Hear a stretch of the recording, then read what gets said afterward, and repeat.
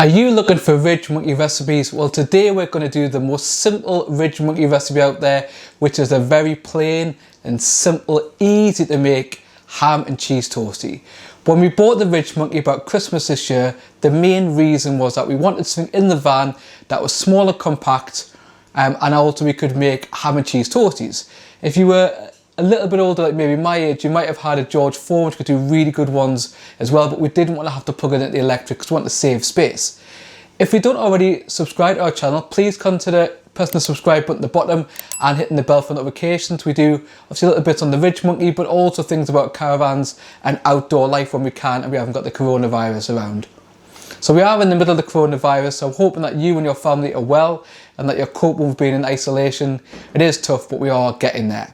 So what will we need to make our very simple ham and cheese toastie? So because it's a simple recipe, all we're going to need are a couple of slices of bread. In this case we've got white bread, but it depends what you can get. Normally we'd use like 50-50, but all we get hold of currently white. A couple of slices of ham and a single slice of cheese to go in the ham and cheese toastie.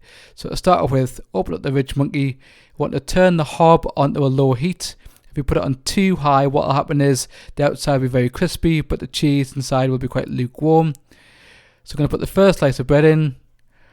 We're then going to add the first slice of ham, and then on top of that we're going to put the slice of cheese. Now it depends on what you want to do.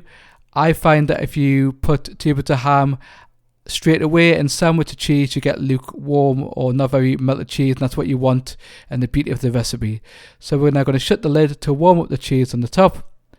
We're going to leave it there about 30 to 40 seconds, and then we're going to put the other bit of ham and put the lid on. So that's been in there about 30 seconds, and what we're going to do is the cheese will have started to melt and start to warm up at least. If we don't do this, what happens is we get lukewarm cheese and the cheese isn't melted, and that's what we really want it to be. Want the cheese to be fully melted. So we're going to open it up. So like you can see, the cheese is starting to a little bit move and starting to melt. We put the other bit of ham on, and then we put the piece of bread on top, and there we go. Shut it. We already know that this needs rotating because the other side's been done, and all we do now as it's going on the next few minutes, every 30 to 40 seconds we're going to flip it and check it. You might open it up like this, and you might decide that you want to turn it around to get the consistency and the crispiness everywhere you want it to be. So 2 to 3 minutes, keep flipping it around just to make sure you can check it after you flip it to make sure it's crispy in the way that you want it to be, the consistent you want. So this has been on for a little bit, and what we need to do is flip it over, check it to make sure it looks okay. We might need to move it around slightly just to get the crispness and the consistency of what we want. Shut the lid and then leave it there another 30 to 40 seconds. Want to leave it there long enough so that cheese melts on the inside. So we'll leave it there for another couple of minutes and keep flipping it around and then checking it looks okay in the way we expect it to be. So leave it about another 30 seconds. Check it and then flip it until you get what you want.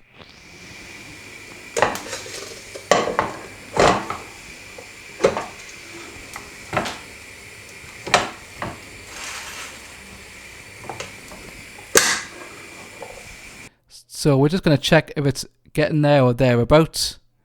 Ooh, for me that's about the right consistency. It's kind of crispy on the top, but it's not overly burnt. Again, if you leave it a bit less, obviously you'll get the bread a little bit less crispy, but the cheese won't melt as much. So it's pretty much there. Depends what you feel, a bit like toast. So what we're going to do is we're going to scoop it out. We need to use a plastic implement, and we've got a couple that come with it already, just to prise that out of there. And then we're going to put that to one side. So here we go. We can see the cheese is melted and beautiful in the center there, and time to eat now. So thank you for watching our video on Ridgemonkey Recipe. Today was the ham and cheese toastie. Please give our video a thumbs up because we're trying different things while we're in lockdown and isolation here in the United Kingdom. If you don't already, consider subscribing by clicking the subscribe button below and the bell icon so you get notifications.